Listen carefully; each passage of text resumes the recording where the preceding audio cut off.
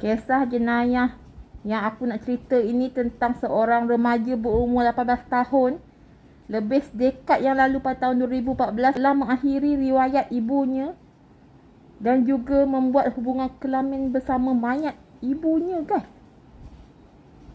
Macam mana ni, guys? Bernama Kevin Davis, ya.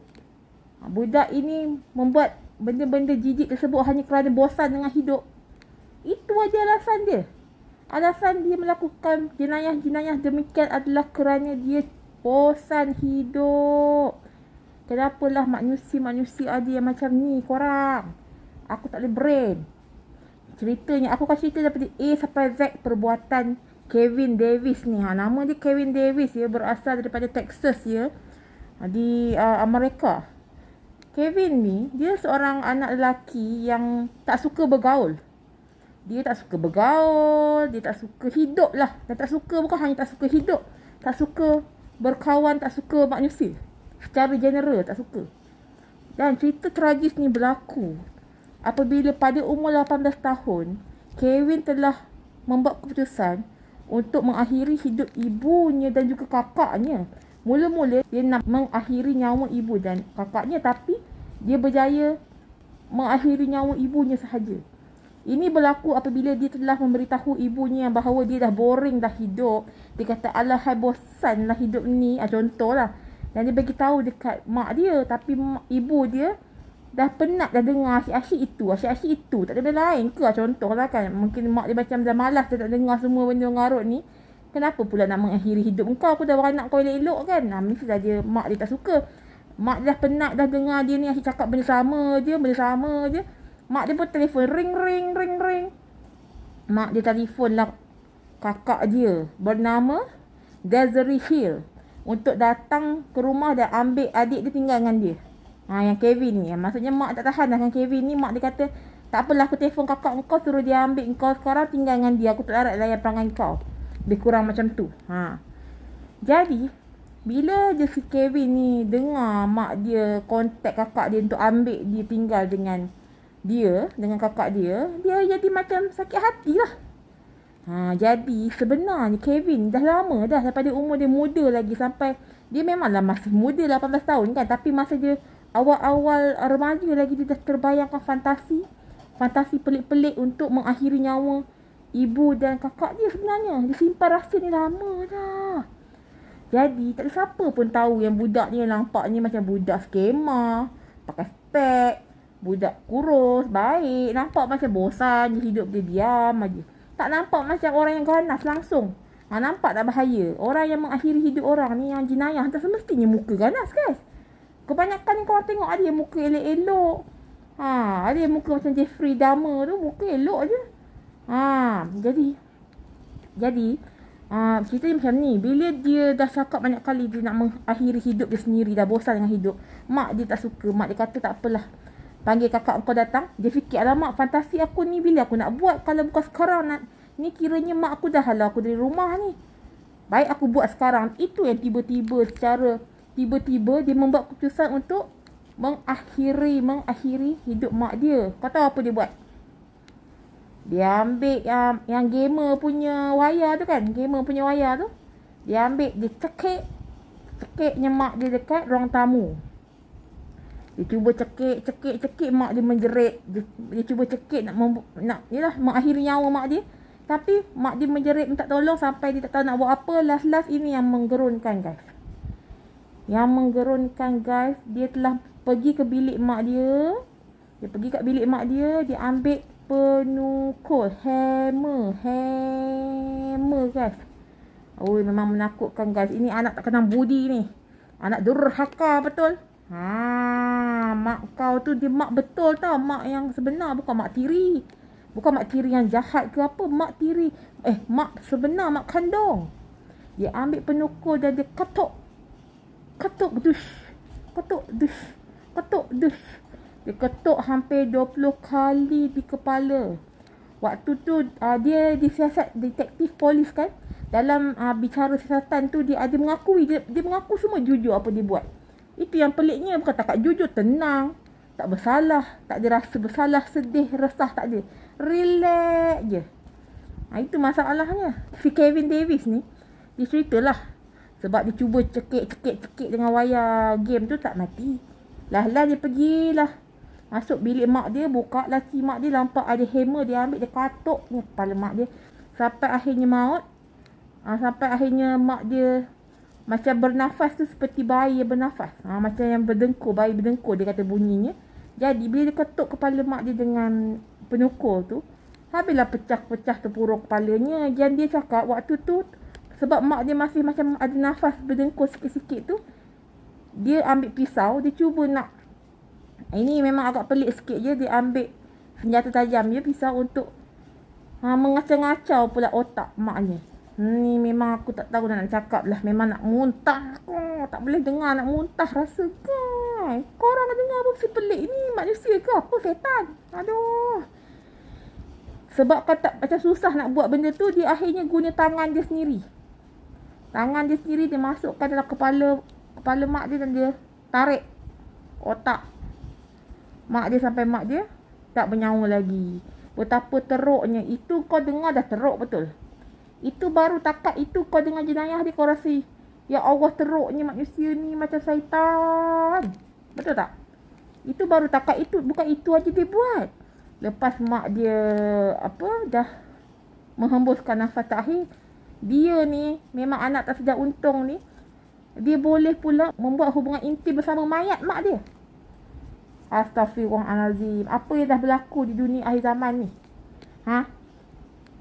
Dan dia sendiri mengaku kepada detektif polis, itu kali pertama dia membuat hubungan intim dengan manusia. Itu kan manusia, itu mayat. Aduh, sebab itu tubuh badan yang dah tak bernyawa, guys. Dan dia sendiri yang mengakhiri nyawa ibunya tu.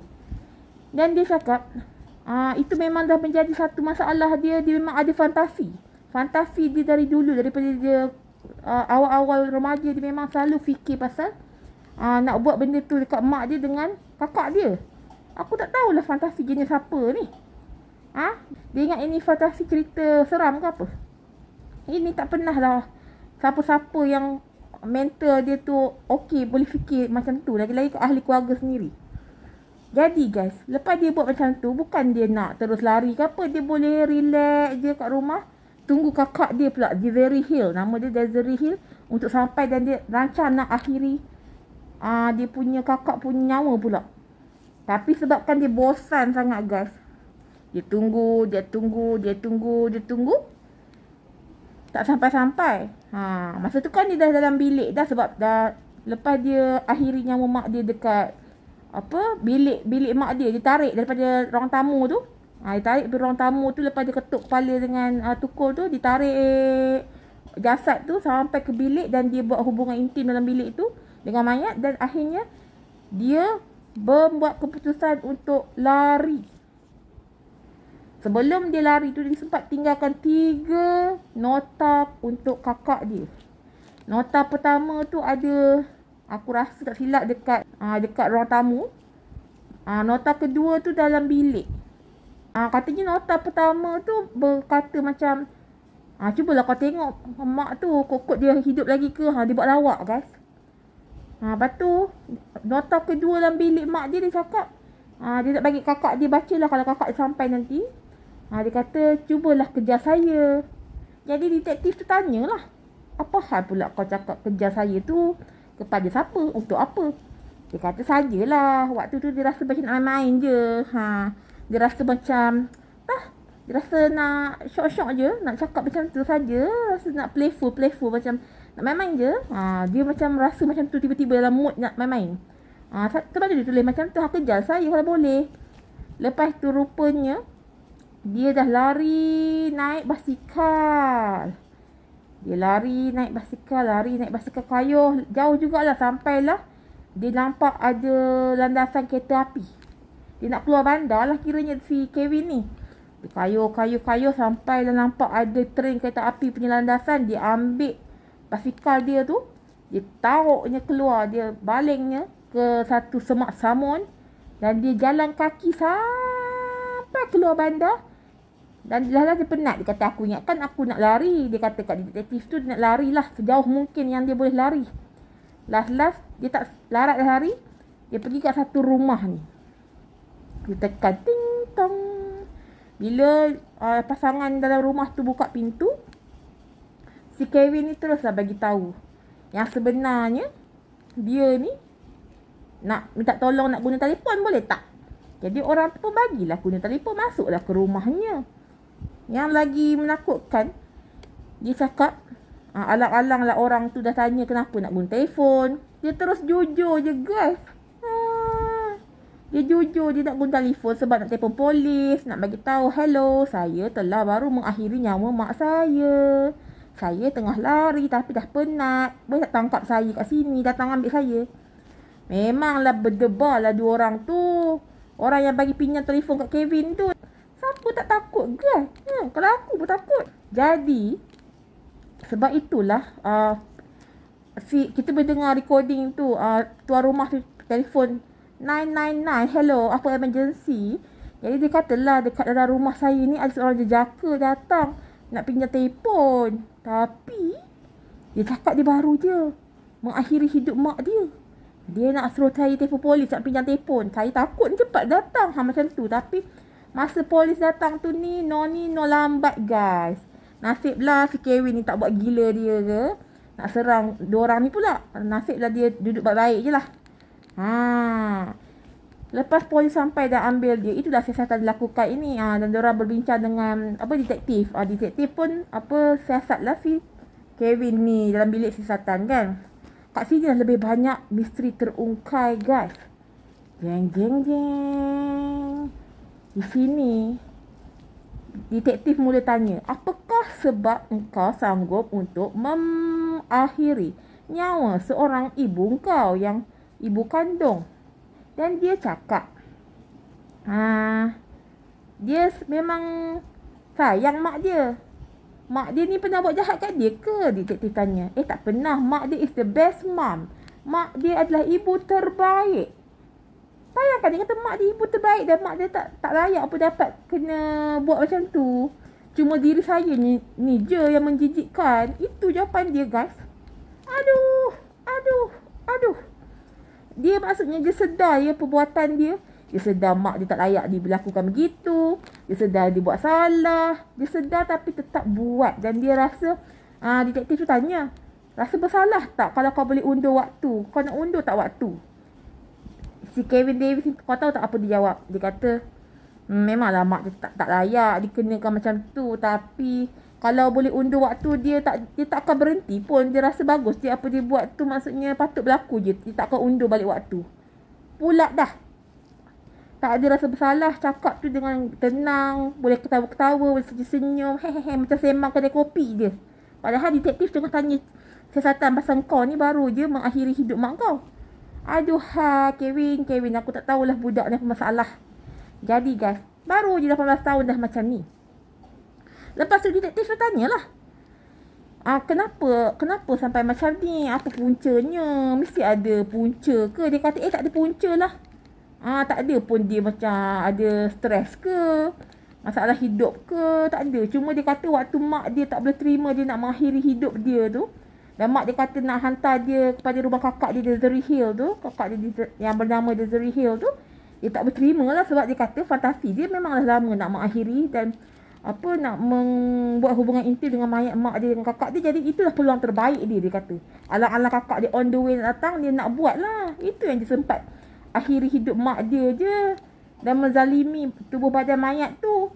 Tapi dia tak sabar nak tunggu kakak dia datang. Dia pergi lari dulu, naik basikal larikan diri.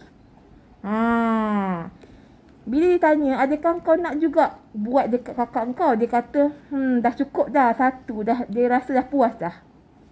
Korang hajar betul lah budak Kevin ni. Dia kata cukup dah satu, dah akhiri hidup seorang cukup lah. Dia tak perlu ramai-ramai. Dia kata, korang tak bersalah je jawab. Dia kata lagi pun, kakak dia tu budak baik. Tapi sensitif sikit lah kakak dia tu. Kalau nampak nota-nota yang aku tinggal tu, mesti dia macam, hilang habis akal dia kelam kabut. Memanglah siapa tak hilang akal. Jangan kau macam tu. Jadi guys, bukan hanya itu yang apa detektif siasat, guys. Ada banyak lagi benda yang dapat dikupas lepas disiasat. Sebab si Kevin ni tak bersalah, dia jujur semua benda dia buat. Nak kata bangga, tak bangga juga. Dia macam cakap dia terima, inilah hidup dia, inilah otak dia. Sampai dia kata, adalah detektif tanya, engkau ni tak ada ambil ke macam pergi kesihatan mental, pergi terapi ke apa? Dah tahu kau punya fikiran ni daripada awal remaja macam pelik, fikir fantasi bukan-bukan yang menggerunkan macam ni, yang menjijikkan. Dia kata, aku macam tak adalah fikir benda ni macam masalah. Aku pun tak pergi terapi sebab aku rasa aku terima diri aku seadanya. Wah, seadanya sangat kau ni, Kevin. Oi, dia kata dia terima je seadanya fantasi dia tu. Semua benda dia nak teringin buat tu, dia terima dirinya dah memang macam tu. Dia tak adalah pergi minta tolong kat mana-mana institusi mental ke, jumpa doktor ke, tak ada, dia kata. Jadi lepas benda tu berlaku, dia pun cakap dia tak suka ya bergaul dengan orang. Hidup ni bosan. Dunia ni bosan, dia tak suka manusia. Jadi dia juga adalah detektif yang tanya, adakah kau berbuat hubungan intim tu pertama kali dalam hidup kau bersama mayat mak kau? Dia kata, ya, itulah pertama kali. Dan dia cakap, tapi lepas tu dia fikir-fikir, dia kata, itu bukan pertama kali. Guys, ini lagi seram.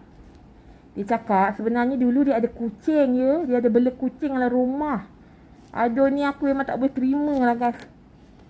Bukan takat manusia tak selamat dalam dunia ni, binatang pun tak selamat dengan manusia-manusia mengerikan macam ni. Kau tahu apa dia kata? Dia cakap, kucing dia dulu, dia pernah akhiri hidup kucing dia tu dengan menjerut. Dia memang suka menjerut-jerut ni. Dia ada masalah fantasi, dia suka menjerut orang. Fantasi dia suka menjerut orang. Lepas tu dia benzalimi dengan membuatkan hubungan intim dengan benda yang dia akhiri nyawa tu. Contohlah, kucing tu dia kata, dia jerut sampai hilang nyawa. Lepas tu tak boleh hilang nyawa, dia pergi rendam sampai lemas. Apa ni, guys? Kesian kucing miau tu. Tak tahulah kucing tu, apalah nasib kucing tu, aku tak tahulah. Kan best kalau ada penjara untuk orang yang menzalimi binatang. Aku sakit hati betul lah. Aku ni pecinta binatang. Kau tengoklah muka aku ni pun comel tak? Macam Arnab. Jangan menzalimi binatang. Manusia pun lagilah jangan. Okey, jadi tu, guys. Dia cakap bukan hanya lepas dia dah sekit dengan apa tak tahulah wire apa dia sekit si kucing tu, dan dia rendam kucing tu sampai lemas. Dia potong badan kucing tu, guys.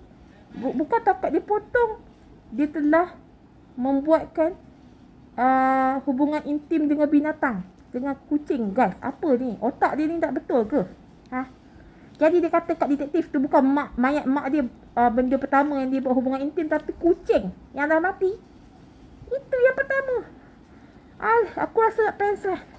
Aku rasa panas sangat. Sakit hati aku. Kucing tu kesian kucing tu. Apalah masalah kat mental dia. Aku tak tahu apa masalah dia ni. Bosan sangat ke hidup tu sampai boleh jadi terlalu kejam macam ni. Kevin Davis. Kau kalau aku jumpa depan-depan ni, aku geram betul lah. Aku tunjai kepala tu kan. Gurau-gurau kan. Dia jumpa aku, takut aku. Okey, sekarang ini aku nak cakap dengan kau. Detektif pun tanyalah lagi. Apa lagi yang kau ni bayangkan atau fantasi kau? Ada lagi benda kau nak buat ke jenayah ni? Dia kata sebenarnya ada dia punya fantasi. Dia suka kalau ada perempuan, dia bayangkan kalau dia boleh pakai satu baju kot yang segak tu, dan dia akan bawa satu pakaian dress untuk perempuan tu. Dia akan pergi kat rumah perempuan tu, dan contoh ada perempuan tu ada boyfriend dia kat rumah tu, dia nak macam cacatkan badan lelaki tu, potong tangan ke, potong apa ke. Dia suka macam tu. Lepas tu dia nak potong penggal pula ni. Nak potong kepala perempuan tu dan pakaikan perempuan tu dengan baju dress yang dia bawa tu. Apa masalah otak dia ni? Lepas tu dia nak membuat hubungan intim dengan mayat juga. Aku tak tahu apa masalah dia suka sangat mayat ni. Aku tak tahulah. Inilah peliknya, guys. Inilah jenayah yang paling mengerikan untuk aku. Tak tahulah. Untuk aku dalam seumur hidup aku tak pernah aku dengar yang sejijik inilah. Ini yang paling jijik dalam hidup aku pernah dengar. Lepas tu kan, guys, bukan hanya itu nasib lah. Itu baru dia punya fantasi. Dia bayangan belum dia buat lagi. Dia hanya buat dekat mak dia saja sempat. Satu orang aja dia sempat. Ha. Jadi guys, dia kata dekat sini kita nampak lah kenapa dia nak kena bayangkan dia mengakhiri nyawa orang tu, dah kena ada boyfriend dia kat tepi, dia nak potong badan orang tu, boyfriend tu. Maksudnya dia nak tunjuk dia ada kuasa lah, ego dia tu, dia ada kuasa. Sebab mungkin ada yang cakap mungkin sebab badan dia kan kurus, macam lemah, nampak pun macam skema kan. Mungkin dia rasa macam dengan dibayangkan benda tu dia ada kuasa. Dia ada kuasa untuk melumpuhkan kuasa orang lain. Tenaga orang lain dengan buat macam tu. Tapi aku pelik lah guys. Dia tak rasa bersalah langsung guys. Dia tak rasa bersalah langsung. Dia boleh ketawa-ketawa. Dia boleh cakap macam sembang-sembang dengan member. Dia sembang macam member je mat dengan semua orang. Dan dekat detektif polis tu pun macam santai je dia sembang. Macam tak bersalah. Lepas tu guys, lepas tu dia kena tangkap lah. Polis pun datang lah dekat rumah yang telefon polis tu kan, pinjam telefon dekat orang tu kan, yang lepas dia lari-lari tu.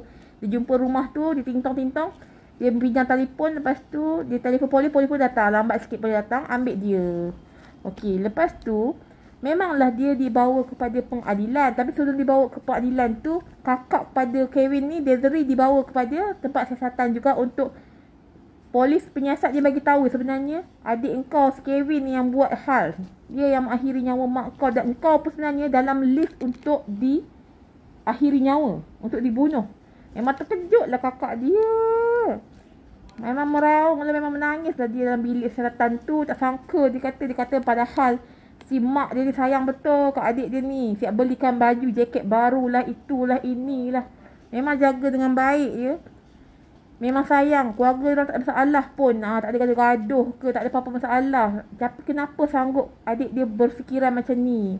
Tapi ada juga si Kevin cakap dekat detektif. Dia kata mungkin ada pengaruh jugalah. Dia ada tengok video-video ya. Tak tahu dari mana dapat video dia dari tempat-tempat yang tak dapat kita tahu. Tapi video tu pelik-pelik lah. Video-video yang mungkin berkaitan dengan perbuatan dia ni. Mana dia dapat video tu aku tak tahu. Jadi kat situ lah mungkin pengaruh minda dia macam mungkin lah. Alang-alang dia memang dah macam tu. Dia sendiri mengaku dia seorang yang pelik dan menjijikkan. Jadi bila tengok video tu lagi lah dia nak buat tindakan tu. Sebelum ni tak berani. Tapi lepas mak dia nak halau dia keluar rumah, terus dia buat perbuatan itu. Jadi guys, bila dibawa kepada mahkamah pula, mula-mula dalam siasatan polis tu, elok je si Kevin Davis ni cakap dekat polis. Dia cakap, tak apa. Tangkap je aku memang layak ditangkap lah, bla bla bla. Semualah kiranya dia nak ditangkap lah sebab dia dah buat benda tu. Dia rasa salah lah apa dia buat tu, tapi dia tak menyesal pun. Dia akan ulang lagi, dia kata. Polis tanya kalau ada peluang untuk ulang lagi untuk akhiri nyawa orang, kau akan buat tak? Dia kata ya, akan buat. Sebab tu lah dia kat sini sekarang. Dia kata sebab dia tahu dia akan buat lagi, sebab tu dah dia serah diri kat polis. Jadi tak adalah dia boleh buat lagi kan lah, lebih kurang macam tu lah. Dia kata dia tahulah dia salah tu. Cuma dia tak ada rasa bersalah pun. Kalau boleh buat lagi, dia nak buat lagi. Okey. Walaupun dia sayang mak dia kata tak apa. Apa dia buat tu memang dia tak akan tarik balik. Aduhai. Jadi guys, bila dibawa kepada mahkamah pula, mahkamah pun tengoklah video siasatan tu kan, yang disoal oleh pihak detektif soal jawab dengan Kevin ni di dalam bilik siasatan.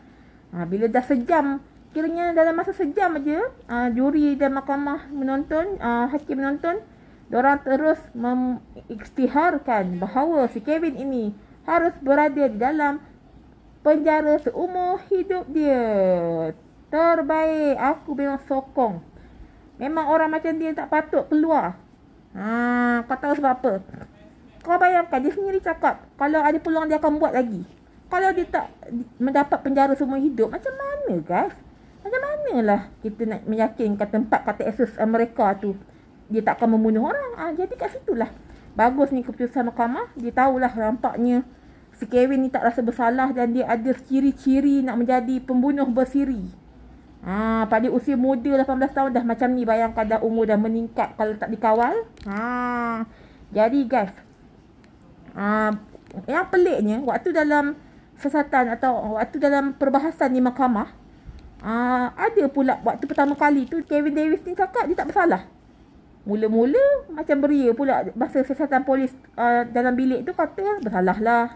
Sebab tu dah kasih niat serah diri lah. Tapi bila dah bawa ke mahkamah, mengaku tak bersalah. Tapi lama-lama dia mengaku bersalah balik. Dan lepas itulah mahkamah juga meletakkan hukuman seumur hidup di dalam penjara.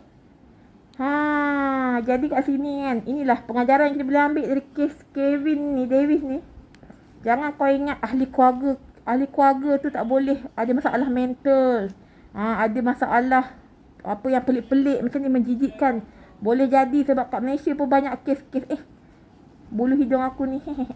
Banyak kat kes Malaysia pun ada ahli keluarga, anak mengakhiri hidup mak lah, mak mengakhiri hidup anak lah, banyak. Jangan kita terkejut benda ni dah jadi biasa dah akhir-akhir zaman ni, betul tak guys? Tapi yang peliknya bila pakar sekretari check kondisi mental si Kevin ni, tiada petanda dia ni ada masalah mental. Maksudnya dia buat semua perkara itu dengan kehendak sendiri dan dalam keadaan waras.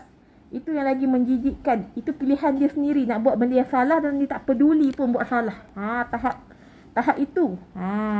Jadi sekarang ni dikatakan di Texas dia ditahan satu ke tempat sekretari untuk mendapat perawatan lah. Tak tahu dia dapat rawatan ke tak ke. Dan juga dipenjara seumur hidup. Aku haraplah benda macam ni diambil pengajaran untuk kita tak naklah jadi macam anak dahaka macam Kevin Davis ni. Sampai boleh akhiri hidup ibunya yang dia sendiri panggil mak dia tu the best mother. Mak terbaik dunia. Mak terbaik, tapi tetap dia buat macam tu sebab kepentingan diri dia sendiri. Aku tak tahu lah nak cakap apa, tapi macam mana pun terima kasih korang mendengar cerita aku. Ini kisah jenayah yang berlaku di luar negara. Kalau korang nak lagi banyak video macam ni, korang komen kat bawah korang nak lagi. Dan apa pendapat korang pasal Kevin ni? Korang rasa kenapa? Dia tak ada penyakit mental, tapi kenapa dia boleh sanggup buat macam tu? Perkara yang menjijikkan kepada ahli keluarga dia sendiri. Cuba korang komen kat bawah.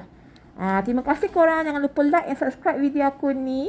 Jangan lupa tengok juga video-video sebelum ni. Banyak lagi video-video aku kat Topeng Pening channel ni. Aku ada ulas isu semasa, isu selebriti, Fazura lah, Zain Ryan punya kes lah. Macam-macam lagi guys. Pasal kes Bear, so Babe. Yang kes tu pun aku ada ulas. Kalau korang nak tengok cerita seram, ada juga. Kau scroll sampai video-video aku yang masa awal-awal dulu. Aku ada banyak cerita seram. Aku jumpa hantu pocong guys. Macam-macam lagi. Dan nenek kebayan pun ada aku jumpa. Korang tengoklah. Itu kisah benar aku ya. Waktu aku belajar kat hostel dulu. Okey, macam mana pun terima kasih korang. Tengok video-video aku yang lain. Jangan lupa dan like and subscribe. Bye-bye. Terima kasih.